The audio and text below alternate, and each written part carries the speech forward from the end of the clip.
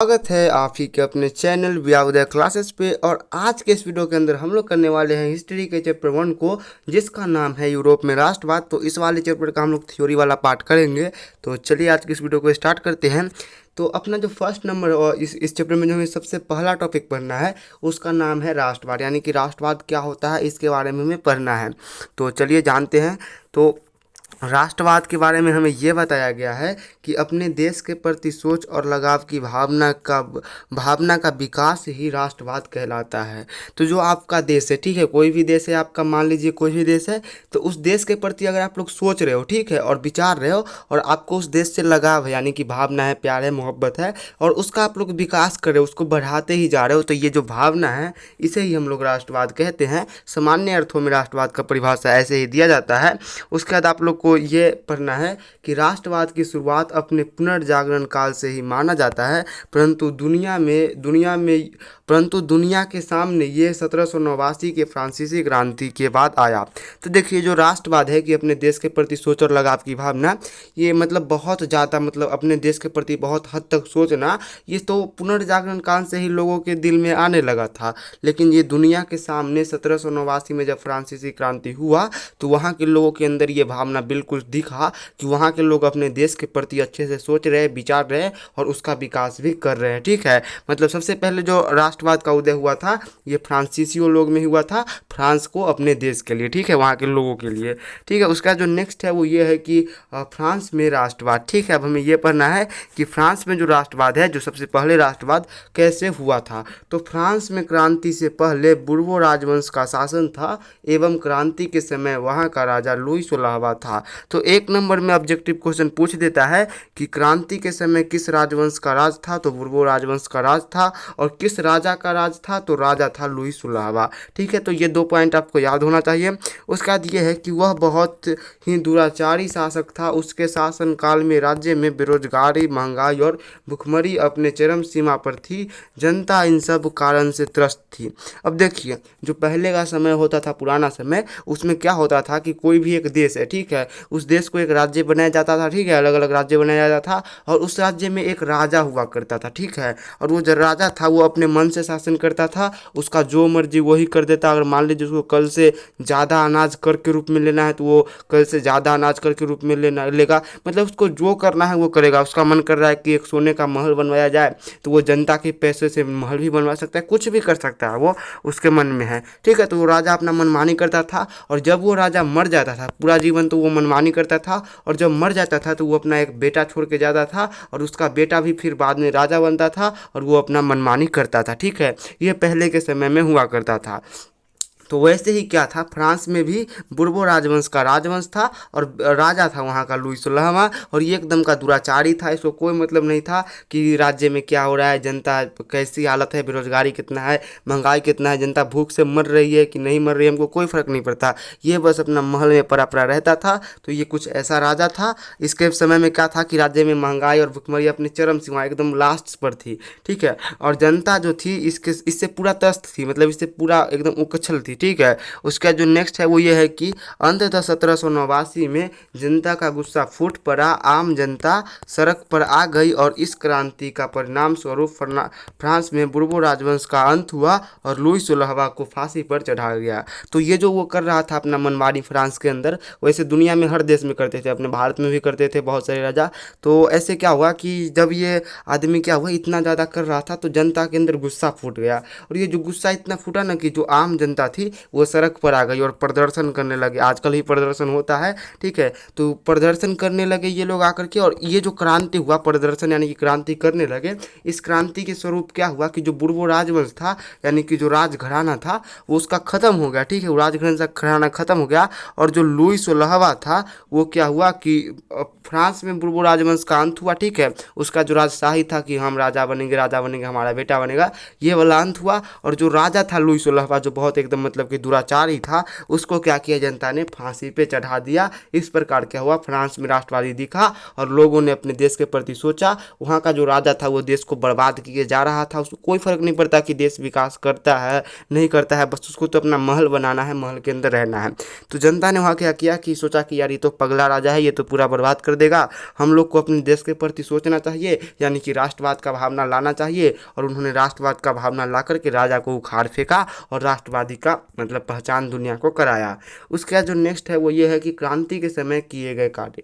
अब जो ये क्रांति किए जिसमें उन्होंने राजा को मार दिए, तो आप लोग सोचिए कि एक जो मंत्री विधायक होता है उसका कितना पावर होता है, उसके खिलाफ कोई बोल नहीं सकता। तो जब वो राजा था फ्रांस का लुई फिलिप, तो क्या उसके पास पावर नहीं थी? बिल्कुल थी, उसके पास सेना थी, पावर थी, सब कुछ उसी के पास था। तो जो क्रांति किया लोगों ने वो क्या इतना आसानी से किया कि बस आज रोड पर उतरे कल उठ के राजा को फांसी पे चढ़ा दे? इतना आसानी से नहीं हुआ था। जब क्रांति किया गया था तो उसमें बहुत सारा काम करना पड़ा, लोगों को अच्छे से लड़ना पड़ा, लोगों को एकजुट करना पड़ा, ठीक है। तो ये सारे काम के बारे में हमें पढ़ना है, ठीक है। तो क्रांति के समय क्या काम किए गए थे?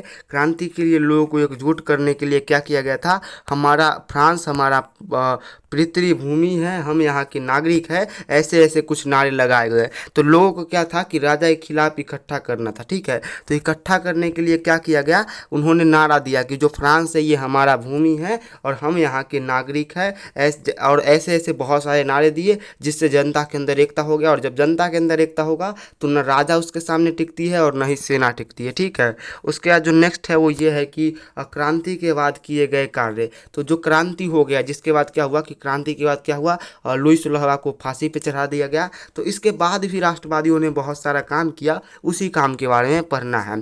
तो जो सबसे पहला काम किया उन्होंने वो ये किया कि जो फ्रेंच भाषा थी, जैसे हमारे यहाँ क्या बोलते हैं, भारत में ज़्यादातर लोग हिंदी बोलते हैं, वैसे और भी भाषा बोलते हैं और सब भाषा को सम्मान भी दिया जाता है यहाँ पे। लेकिन फ्रांस में क्या था कि ज़्यादातर लोग फ्रेंच भाषा बोलते थे। तो जो फ्रेंच भाषा था उसको क्या कर दिया गया, राष्ट्रभाषा घोषित कर दिया गया, यानी कि नेशनल लैंग्वेज घोषित कर दिया गया।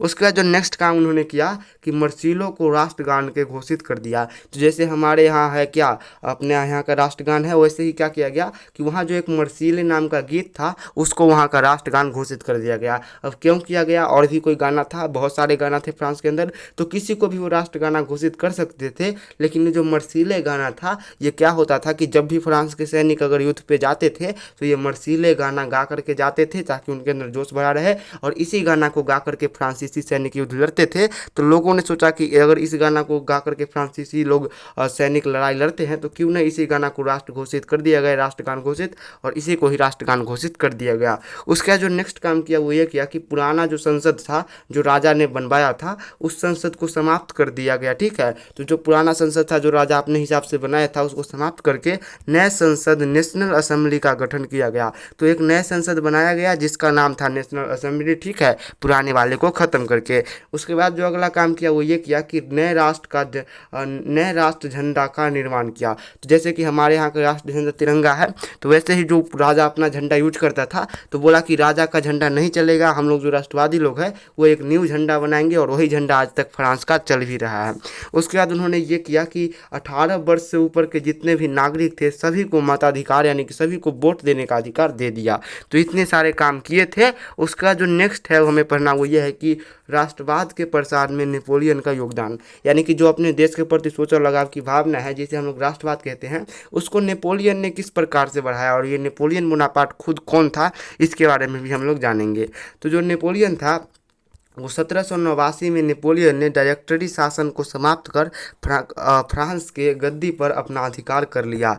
ये जो नेपोलियन था इसने क्या किया कि 1799 में डायरेक्टरी शासन को समाप्त कर दिया और जो फ्रांस का गद्दी था उस पर अपना अधिकार समाप्त कर लिया, ठीक है। तथा 1804 ईस्वी में वह फ्रांस का राजा भी बना और 1804 में ही उसने नेपोलियन संहिता को भी लागू किया। और क्या किया सबसे पहले इसने, तो 1799 में नेपोलियन नेपोलियन ने डायरेक्टरी शासन को ख़त्म कर दिया। उसके बाद 1804 में वो खुद फ्रांस का राजा बन गया, ठीक है, मतलब आज से वही है फ्रांस का राजा। और उसी साल यानी कि 1804 में ही उसने एक संविधान घोषित किया और जिसका नाम था नेपोलियन संहिता, ठीक है, नेपोलियन संहिता संविधान का नाम था वहाँ का, जो नेपोलियन ने लागू किया था, ठीक है। उसके बाद उसने क्या किया, जिसने फ्रांस में जन्मजात विशेषाधिकार को समाप्त कर दिया। अब उसने जो ये नया कानून बनाया था नेपोलियन संहिता, इस कानून ने क्या किया कि जो विशेष अधिकार थे, जैसे में कुछ स्पेशल अधिकार, जैसे कि ऐसे अधिकार जो अमीरों को मिला हो गरीबों को न मिला हो, जैसे कि गरीब लोग बेचारे मंदिर में जाने के लिए लाइन में खड़े हैं और अमीर आया और बस उसके पास विशेष अधिकार है, उसके पास कार वगैरह है, वो अमीर है तो बस उसको तुरंत ले गए लाइन में, और जो लाइन में गरीब लोग खड़े हैं वो तो पीछे ही खड़े रह गए और वो बेचारा मंदिर से दर्शन करके चला भी आया जो अमीर था। तो ऐसे जो विशेष अधिकार थे बहुत सारे कि वो लोग वो क्लब में नहीं जा सकते हैं गरीब, लेकिन अमीर जा सकता है, ये सारा विशेषाधिकार को समाप्त कर दिया गया और कानून के समक्ष सभी को समान कर दिया गया, मतलब कानून की नज़रों में सभी को बराबर कर दिया गया। उसके बाद माप तौल यानी कि जो नापा जाता था उसकी समान पद्धति को अपनाया गया, साथ ही समाचार और यातायात की व्यवस्था को सुधार दिया गया। तो और इसने क्या किया कि जो नाप तौल होती थी, जैसे में यहाँ पे कोई इंडिया के अंदर नाप रहा है, जैसे में एक राज्य है इंडिया के अंदर, तो बिहार में कोई नाप रहा है शेर में, और यूपी में जाओगे तो वहाँ पे केजी में माप रहा है, और अगर मध्य प्रदेश में चले गए तो वहाँ पे कोई पाउंड में माप रहा है, तो ऐसा नहीं चलेगा, सारे इंडिया के अंदर केजी में ही नापेगा। तो वैसे ही नेपोलियन ने क्या किया कि सारे फ्रांस के अंदर एक ही प्रकार से नापा जाएगा, अगर केजी में मापा जाएगा तो सारे जगह केजी में ही मापा जाएगा, ठीक है, ऐसा कर दिया। उसके बाद उसने क्या किया कि संचार यानी कि जो खत वगैरह थी, ठीक है, उसको, और यातायात यानी कि जो रास्ता वगैरह थी, ठीक है, उसकी व्यवस्था को भी उसने सुधार दिया, ठीक है। और ये जो कार्य था यानी कि इन सभी कार्यों से फ्रांस अधिकृत राज्यों के आसपास में राज्यों में भी एकत्रित लोग होने लगे, तानाशाही के विरुद्ध आवाज़ें उठने लगी। इसके अलावा नेपोलियन ने हमलों से भी राष्ट्रवाद का विकास किया, जैसे हॉलैंड, स्विट्जरलैंड, वर्षा जैसे देशों में तो पहले फ्रांसीसी सैनिकों का उत्साहपूर्वक स्वागत किया गया, परंतु बाद में वहाँ के देशभक्ति और राष्ट्रवादी की भावना बलवती होने लगी। तो इसके ये तो पहले इतना अच्छा काम किया नेपोलियन की, विशेषाधिकार वगैरह को ख़त्म कर दिया, तो इससे भी लोगों में राष्ट्रवाद का भावना जागा। उसके बाद जो दूसरा काम किया उन्होंने, ये क्या किया, जैसे में देखो नेपोलियन जो क्या है कि अपना अच्छा काम किया अपने राज्य के अंदर, तो उसके आसपास के जितना भी राज्य था यानी कि नेपोलियन के आसपास के राज्य था, वहाँ के लोगों ने भी सोचा कि यार नेपोलियन एक इतना अच्छा राजा है जो अपने यहाँ का उद्धार कर रहा है, यातायात व्यवस्था को अच्छा कर रहा है, और एक हमारा राज्य है जो दिन भर महल में पड़ा रहता है और जब मन किया तब एक नया फरमान जारी कर देता है। तो वहाँ जो उसके अगल बगल के राज्य थे नेपोलियन के, वहाँ के लोग भी एकत्रित यानी कि एकजुट होने लगे और वहाँ के जो तानाशाही था उनके ऊपर हो रहा था उसके खिलाफ आवाज़ उठाने लगे। तो नेपोलियन ने क्या किया, ऐसे भी अपने क्या किया, राष्ट्रवाद की भावना को विकास किया। इसके अलावा नेपोलियन ने हमलों से फिर क्या किया, राष्ट्रवाद का विकास किया, जैसे कि हॉलैंड, स्विट्जरलैंड जैसे देश थे, वहाँ पे क्या किया गया कि वहाँ की जनता जो थी अपने राजा से क्या थी, मतलब एकदम परेशान थी, ठीक है। तो उन्होंने क्या किया कि नेपोलियन के सैनिक को बुलाया, उन्होंने कहा कि आइए आप हमारे यहाँ हमला कीजिए, हम लोग आपका साथ देंगे, अपने राजा को हराएंगे और आप हम पे राज कीजिएगा, ठीक है। तो ऐसा तो उन्होंने शुरू में कहा वर्षा और स्विट्जरलैंड के लोगों ने, लेकिन जब फ्रांसीसी सैनिकों का तो पहले स्वागत किया, लेकिन जैसे ही फ्रांसीसी सैनिकों ने कब्जा किया तो फिर वहाँ के लोगों के दिमाग में ये आया कि यार ऐसा कैसे हो सकता है, हम लोग आसमान से गिर करके खजूर पे कैसे अटक सकते हैं, पहले हम पे हमारे यहाँ का राजा स्विट्जरलैंड का राजा राज करता था और अब नेपोलियन राज करता है, मतलब कोई ना कोई तो हम पे राज कर ही रहा है, ऐसा तो है नहीं कि हमने चुना कि हाँ ये राज करेगा वो करेगा, लेकिन कोई ना कोई तो हम पे राज कर ही रहा है। और ये जब भावना आया तो वो लोग भी क्या हुआ कि उन लोगों के अंदर भी देशभक्ति और राष्ट्रवाद की भावना निकलने लगी, ठीक है। उसके बाद जो नेक्स्ट किया वो ये किया कि इसके अलावा नेपोलियन ने बहुत से कार्य किए, जैसे कि विखंडित जर्मनी को लगभग 300 से अधिक टुकड़ों में विभक्त था, उसे एक करके 38 राज्य बना दिया, वहाँ जर्मन राजतंत्र की स्थापना की। अब देखिए जो क्या था नेपोलियन था, वो उसने क्या किया कि जो जर्मनी था वो 300 छोटे छोटे भागों में अलग अलग बिखरा हुआ था, ठीक है, और जो छोटे छोटे 300 राज्य थे वहाँ 300 राजा शासन करते थे। तो जब नेपोलियन जर्मनी पे कब्जा किया तो उसने कहा कि ऐसा कुछ नहीं होगा, जो जितने भी 300 राज्य है उस सब पर 38 ही राज्य बनेगा और 38 ही राजा राज करेंगे और वो भी राजा हमारे अधीन रहेंगे, और ये जो पूरा का पूरा 38 राज्य होगा इसको जर्मन राइन राज्य संघ के नाम से जाना जाएगा। तो क्वेश्चन पूछा जाता है कि जर्मन राइन राज्य संघ का स्थापना किसने किया, तो नेपोलियन ने किया था। तो होप कि आपको आज का वीडियो पसंद आया होगा, पसंद आया तो लाइक सब्सक्राइब कर दीजिए और नोट्स लेने के लिए व्हाट्सएप ग्रुप को ज्वाइन कर लीजिए, जिसका लिंक आप लोगों को कमेंट बॉक्स और डिस्क्रिप्शन दोनों में मिल जाएगा।